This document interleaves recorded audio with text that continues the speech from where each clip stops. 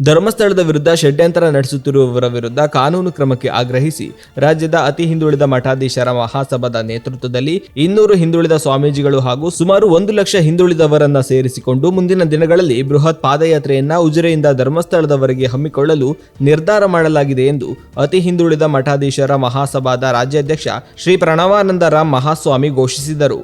ಅತಿ ಹಿಂದುಳಿದ ಮಠಾಧೀಶರ ಮಹಾಸಭಾದ ಒಟ್ಟು 7 ಮಂದಿ ಸ್ವಾಮೀಜಿಗಳು ಧರ್ಮಸ್ಥಳ ಶ್ರೀ ಮಂಜುನಾಥೇಶ್ವರ ದೇವರ ದರ್ಶನ ಪಡೆದು ಧರ್ಮಾಧಿಕಾರಿ ಡಾಕ್ಟರ್ ಡಿ ವೀರೇಂದ್ರ ಹೆಗಡೆ ಅವರೊಂದಿಗೆ ಮಾತುಕತೆ ನಡೆಸಿದ ಬಳಿಕ ಸುದ್ದಿಗಾರರೊಂದಿಗೆ ಅವರು ಮಾತನಾಡಿದರು. ಈ ದಿನ ರಾಜ್ಯದ ಅತಿ ಹಿಂದುಳಿದ ಮಠಾಧೀಶರ ಮಹಾಸಭಾದಿಂದ ಮಹಾಸಭೆಯಲ್ಲಿ 52 ಅತಿ ಹಿಂದುಳಿದ ಸಮುದಾಯಗಳ ಸ್ವಾಮೀಜಿಗಳಿದೆ. ಕಳೆದ ಜೂನ್ ತಿಂಗಳಲ್ಲಿ ಕಲಬುರಗಿಯಲ್ಲಿ ನಡೆದ 27-28 ನಡೆದ ಚಿಂತನ ಶಿಬಿರದಲ್ಲಿ ತೆಗೆದುಕೊಂಡ ನಿರ್ಣಯದಂತೆ ಧರ್ಮಸ್ಥಳದಲ್ಲಿ ಕಳೆದ ಒಂದಷ್ಟು ವರ್ಷಗಳಾಗಿ ಒಂದಷ್ಟು ದುಷ್ಟಶಕ್ತಿಗಳು ದೇವಸ್ಥಾನ ಹಾಗೂ ಪರಮಪೂಜ್ಯ ಕಾವಂದರವ್ರನ್ನ ಮತ್ತು ಸನಾತನ ಹಿಂದೂ ಧರ್ಮವನ್ನು ಅದು ಮೂಲಕವಾಗಿ ಅವಹೇಳನ ಮಾಡಬೇಕು ಅನ್ನೋ ರೀತಿಯಲ್ಲಿ ಒಂದಷ್ಟು ಅಂತಾರಾಷ್ಟ್ರ ಮಟ್ಟದಲ್ಲಿ ಷಡ್ಯಂತ್ರವನ್ನೇ ಆಗಿರತಕ್ಕಂಥದ್ದು. ನಾವು ಅದನ್ನ ಹಿಂದೆ ಆ ವ್ಯಕ್ತಿಗಳು ಮತ್ತೊಬ್ಬರ ಬಗ್ಗೆ ನಾನಿಲ್ಲಿ ಹೇಳಕ್ಕೂ ಹೋಗೋದಿಲ್ಲ. ಹಾಗಾಗಿ ರಾಜ್ಯದ ಹಿಂದುಳಿದ ಅತಿ ಹಿಂದುಳಿದ ಪರಿಶಿಷ್ಟ ಜಾತಿ ಪರಿಶಿಷ್ಟ ಪಂಗಡದ ಸ್ವಾಮೀಜಿಗಳಾದ ನಾವುಗಳಿಗೆ ಒಂದಷ್ಟು ಜವಾಬ್ದಾರಿ ಇದೆ. ಯಾಕೆಂತಂದ್ರೆ ಧರ್ಮಸ್ಥಳದಿಂದ ಸುಮಾರು 45,000 ಮಕ್ಕಳಿಗೆ ಒಂದು ವರ್ಷ ಏನು ಕೊಡ್ತಾ ಇದೆ, ಸ್ಕಾಲರ್ಶಿಪ್ ಕೊಡ್ತಾ ಇದೆ. ಸುಮಾರು 45 ಲಕ್ಷ ಸಿಬ್ಬಂದಿಗಳು ಕೆಲಸ ಮಾಡ್ತಾ ಇದ್ದಾರೆ ಮತ್ತು ಲಕ್ಷಾಂತರ ಸಂಘಗಳು ಮದ್ಯ ಅಂದರೆ ಸಾರಾಯ ಕುಡಿಯೋರ್ನ ಮನೆಯನ್ನ ಹಾಳು ಮಾಡೋರ್ನ ಮಾನ್ಯ ಪೂಜ್ಯರು ಸುಮಾರು 1.5 ಲಕ್ಷ ಜನ ವಾಪಸ್ ತಂದಿರತಕ್ಕಂಥದ್ದು. 30,000 ದೇವಸ್ಥಾನನ್ನೇ ಪುನರುದ್ಧ ಜೀರ್ಣೋದ್ಧಾರಣ ಮಾಡಿರತಕ್ಕಂಥದ್ದು. ಹಳ್ಳಿಗಳಲ್ಲಿ 65 ಪೈಸೆಗೆ ಬಡ್ಡಿಯಲ್ಲಿ ನಿಮಗೆ ನಿಮ್ಮ ಮನೆಯ ಮಕ್ಕಳ ಮದುವೆ, ನಿಮ್ಮ ಮಕ್ಕಳ ವಿದ್ಯೆ, ಎಜುಕೇಶನು ಇದೆಲ್ಲವನ್ನೆಯೂ ಕೂಡ ಹಳ್ಳಿಗಳಲ್ಲಿ ಇವತ್ತು ಧರ್ಮಸ್ಥಳದ ಯೋಜನೆಯ ಎಲ್ಲ ಬೆನಿಫಿಷರಿಯೂ ಕೂಡ 70% ಬೆನಿಫಿಷರಿಯೂ ಕೂಡ ರಾಜ್ಯದ ಹಿಂದುಳಿದ ಅತಿ ಹಿಂದುಳಿದ ವರ್ಗ. ನಾನು ಈಡಿಗ ಸಮುದಾಯದ ಗುರುಗಳು ಹಾಗೂ ಕುಂಬಾರ ಸಮುದಾಯದ ಗುರುಗಳು, ಮಾದಿಗ ಸಮುದಾಯದ ಗುರುಗಳು, ಲಂಬಾಣಿ ಸಮುದಾಯದ ಗುರುಗಳು, ಭೋವಿ ಸಮುದಾಯದ ಗುರುಗಳು, ಶಿವಸಂಬಿ ಸಮುದಾಯದ ಗುರುಗಳು, ವಾಲ್ಮೀಕಿ ಸಮುದಾಯದ ಗುರುಗಳು, ಇವತ್ತು ನಾವು ನಮ್ಮ ಕೋರ್ ಕಮಿಟಿ ಸ್ವಾಮೀಜಿಗಳು ಇವತ್ತು ಒಂದಿದ್ದೇವೆ. ಹಾಗಾಗಿ ನಾನು ಆ ದುಷ್ಟಶಕ್ತಿಗಳ ಮೇಲೆ ಏನು ಹೇಳಕ್ಕೆ ಇಷ್ಟಪಡೋದಿಲ್ಲ. ಯಾಕೆಂದ್ರೆ ಸನಾತನ ಹಿಂದೂ ಧರ್ಮ ಸಾಧು ಸಂತರೆಗಳ ಮೇಲೆ, ಶರಣರುಗಳ ಮೇಲೆ ಹಲವಾರು ಇತಿಹಾಸಗಳಿಂದ ಇದೇ ರೀತಿಯಲ್ಲಿ ದಾಳಿ ಆಯ್ಕೊಂಡು ಬಂದಿದ್ದೇವೆ. ಆದರೆ ಪೂಜ್ಯ ಕಾವಂದರು ಅವರು ನೆಮ್ಮದಿಯಿಂದ, ಅವರು ಶಾಂತಿಯಿಂದ ಇದನ್ನೆಲ್ಲ ಎದುರಿಸ್ಕೊಂಡು ಬಂದಿದ್ದೇವೆ. ಆ ಎದುರಿಸೋದಕ್ಕೆ ಮಂಜುನಾಥನ ದೇವರ ಶಕ್ತಿಯೂ ಕೂಡ ಅವರ ಮೇಲೆ ಇದೆ. ಆದ್ರಿಂದ ರಾಜ್ಯದ ಹಿಂದುಳಿದ ವರ್ಗ ಸಮುದಾಯದ ಸ್ವಾಮೀಜಿಗಳು ಇವತ್ತು ದೇವಸ್ಥಾನ ಪರವಾಗಿ, ಪೂಜ್ಯ ಕಾವಂದರ ಪರವಾಗಿ ಇದೆ ಅನ್ನೋಕ್ಕೆ ಹೇಳಕ್ಕೆ ನಾವು ಇಲ್ಲಿ ಬಂದಿದ್ದೀವಿ. ಅವರಿಗೆ ನಮ್ಮ ಬೆಂಬಲ ಪತ್ರವನ್ನ ಕೂಡ ಕೊಟ್ಟಿದ್ದೀವಿ. ನಿಮ್ಮ ಜೊತೆ ಇದೆ ಅನ್ನಕ್ಕನ್ನ ಬೆಂಬಲ ಪತ್ರವನ್ನ ಕೊಟ್ಟಿದ್ದೀವಿ. ಆದ್ರಿಂದ ಇವತ್ತು ಈ ಹಿಂದುಳಿದ ಅತಿ ಹಿಂದುಳಿದ ಸಮುದಾಯಗಳ ಬಹಳಷ್ಟು ಸಮಸ್ಯೆಗಳು, ಆ ಮಕ್ಕಳುಗಳು ಎಜುಕೇಶನ್ ಆಗಿರ್ತಕ್ಕಂಥ ಎಲ್ಲ ನಾವು ನೇರವಾಗಿ ನೋಡಿದ್ದೀವಿ.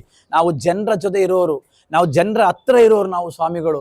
ಆದ್ರಿಂದ ನಾವು ಅವ್ರ ಜೊತೆ ಇದ್ದೀವಿ. ಅಷ್ಟೇ ಅಲ್ಲ, ಪೂಜ್ಯ ಕಾವಂದರ ಜೊತೆ ಚರ್ಚೆ ಮಾಡಿದ್ದೀವಿ. ಮುಂದಿನ ದಿನಗಳಲ್ಲಿ ಒಂದು ಡೇಟನ್ನು ಫಿಕ್ಸ್ ಮಾಡಿ ಸುಮಾರು ಒಂದು 150 ಇಂದ 200 ಜನ ಸ್ವಾಮೀಜಿಗಳ ಒಂದು ಹಿಂದುಳಿದ ವರ್ಗದ ಸ್ವಾಮೀಜಿಗಳನ್ನ ಸೇರಿಸಿಕೊಂಡು ಒಂದು ಉಜ್ಜರಿಯಿಂದೊಂದು ಪಾದಯಾತ್ರೆ ಆಗಲಿ.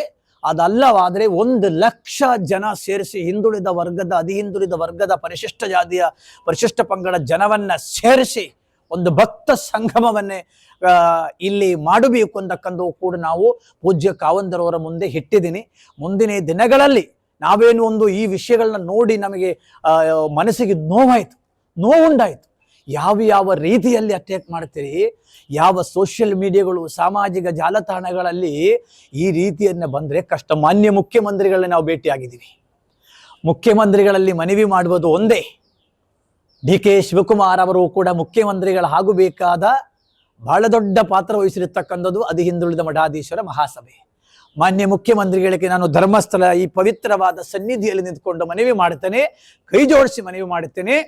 ಈ ದಿನ ಹಿಂದೆ ಇರತಕ್ಕಂಥ ಶಕ್ತಿಗಳು ಯಾರು, ಅವ್ರನ್ನ ಕಠಿಣ ಕಾನೂನು ಕ್ರಮವನ್ನೇ, ಆ ವ್ಯಕ್ತಿಗಳು ಯಾರ ಹೆಸರು ನಾವು ಹೇಳಕ್ಕೆ ಹೋಗೋದು ನಮಗೆ ಅವಶ್ಯಕತೆಯೂ ಇಲ್ಲ.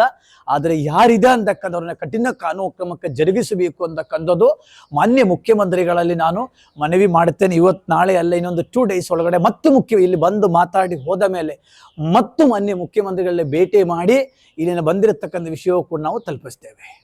Thank you. ನೋಡಿ, ತಾವು ಬರ್ಕೊಳ್ತೀರಾ. ಇವತ್ತು ಬಂದಿರೋದು ಡಾಕ್ಟರ್ ಶ್ರೀ ಶ್ರೀ ಪ್ರಣವಾನಂದ ಸ್ವಾಮೀಜಿ, ಬ್ರಹ್ಮಶ್ರೀ ನಾರಾಯಣ ಗುರು ಶಕ್ತಿ ಪೀಠದ ಪೀಠಾಧಿಪತಿಗಳು ಮತ್ತು ಈ ಮಹಾಸಭೆಯ ರಾಜ್ಯಾಧ್ಯಕ್ಷರು.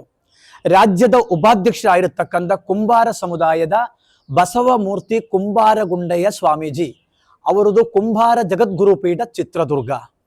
3ನೇದು ಲಂಬಾಣಿ ಮತ್ತು ಬಂಜಾರ ಸಮುದಾಯ, ಆ ಸಮುದಾಯದ ಪೂಜ್ಯರಾಗಿರ್ತಕ್ಕಂಥ ತರೀಕೆರೆಯ ಸೇವಲಾಲ್ ಗುರುಪೀಠದ ಮಂಜು ಮಹಾರಾಜ್, ಹಾಗೂ ನಮ್ಮ ಶಿವಸಂಬಿ ಸಮುದಾಯ ನಿಮಗೆ ಗೊತ್ತಿರ್ತದೆ, ಈ ರಾಟಿ ಹೊಲಿತಾರಲ್ಲ ಅದಕ್ಕೆ ಶಿವಸಂಬಿ ಸಮುದಾಯ ಅಂತ ಹೇಳ್ತೀವಿ. ಆ ಸಮುದಾಯದ ಪೂಜ್ಯರಾಗಿರ್ತಕ್ಕಂಥ ಮಹಂತು ಮಂದಾರ ಮಠ ಬಾಗಲಕೋಟೆ ಈ ಮಹಾಸಭೆಯ ರಾಜ್ಯ ಉಪಾಧ್ಯಕ್ಷರು. ಪರಂಪೂಜ್ಯ ಭೋವಿ ಸಮುದಾಯದ ಸ್ವಾಮೀಜಿಯವರು ದಾವಣಗೆರೆಯಿಂದ ಬಂದಿದ್ದೇವೆ. ಹಾಗಾಗಿ ಮತ್ತು ವಾಲ್ಮೀಕಿ ಸಮುದಾಯದ ಪ್ರಕಾಶಾನಂದ ಮಹಾರಾಜ್, ವಾಲ್ಮೀಕಿ ಸಮುದಾಯದ ಗುರುಗಳು ಹಾವೇರಿಯಿಂದ ಬಂದಿದ್ದೇವೆ. ನಾವು ಇವತ್ತು ಬಂದಿರೋದು ಮಹಾಸಭೆಯ ಕೋರ್ ಕಮಿಟಿ ಸದಸ್ಯರು. ಮುಂದಿನ ದಿನಗಳಲ್ಲಿ ಯಾವ ರೀತಿಯಲ್ಲಿ ವಿಷಯದಲ್ಲಿ ನಾವು ತೆಗೆದುಕೊಳ್ಳಬೇಕು ಅಂತಕ್ಕಂಥದ್ದು ನಾವು ಪೂಜ್ಯ ಕಾವಂದ್ರ ಜೊತೆ ಕೂಡ ಚರ್ಚೆ ಮಾಡಿದ್ವಿ. ಮಹಾಸಭೆಯ ವಿಪುಲವಾದ ಮೀಟಿಂಗ್ ಬೆಂಗಳೂರಲ್ಲಿ ಕರಿತೇವೆ, ಕರೆದು ಕೂಡಲೇ ಮುಂದೆ ಸ್ಟೆಪ್ ತಗೊಳ್ತೇವೆ. ನೋಡಿ ನಾವು ಅವ್ರಿಗೊಂಥರ ದೇವರ ನೋಡೋದಂಗೆ ಐತಿ. ಯಾಕಂದ್ರೆ ಶಾಂತಿ, ನೆಮ್ಮದಿ, ಅವ್ರಿಗೂ ಬಹಳ ಖುಷಿ ಆಯಿತು. ಇಷ್ಟು ಹಿಂದುಳಿದ ವರ್ಗದ ಸ್ವಾಮಿಗಳು ಇಲ್ಲಿ ಬಂದಿದೆ, ನನಗೆ ಬಹಳ ಸಂತೋಷ ಆಯಿತು. ಇದೇ ರೀತಿಯಲ್ಲಿ ಮುಂದೆ ಕೆಲಸವನ್ನು ಮಾಡಿಕೊಂಡು ಹೋಗಬೇಕು. ನಾವು ಕೂಡ ಹಾರೈಸಿದ್ದೀವಿ ಅವರ ಆರೋಗ್ಯವನ್ನು ಚೆನ್ನಾಗಿರಲಿ. ಇದೇ ರೀತಿಯಲ್ಲಿ ಪ್ರತಿಯೊಂದು ಸಂದರ್ಭದಲ್ಲಿ ತ್ರೇಧಾಯುಗ, ದ್ವಾಪರ ಯುಗ, ಕಲಿಯುಗ, ಸತ್ಯಯುಗ, ಹಿಂಗೆ 4 ಯುಗಗಳಿದ್ದು ಕಲಿಯುಗ ನಡೀತಾ ಇದೆ. ಯಾರ್ಯಾರು ಧರ್ಮ ಕಾರ್ಯಗಳನ್ನೇ ಮಾಡುತ್ತಾ ಇರ್ತೀವಿ ಅವರನ್ನೇ ಅಪಮಾನ ಮಾಡೋದು, ಇಲ್ಲದ ಸಲ್ಲದ ಆರೋಪ ಮಾಡೋದು, ಇದೆಲ್ಲ ಇರ್ತದೆ. ಆದರೆ ಇದನ್ನು ಎದುರಿಸಿಕೊಂಡು ಹೋಗೋದಕ್ಕೆ ಆ ಮಂಜುನಾಥ ದೇವರು ಅವರಿಗೆ ಆಶೀರ್ವಾದವನ್ನು ಮಾಡಿದ್ದಾರೆ. ನಾವು ಕೂಡ ದೇವರಲ್ಲಿ ಅದನ್ನೇ ಬೇಡಿಕೊಳ್ಳುತ್ತೇನೆ.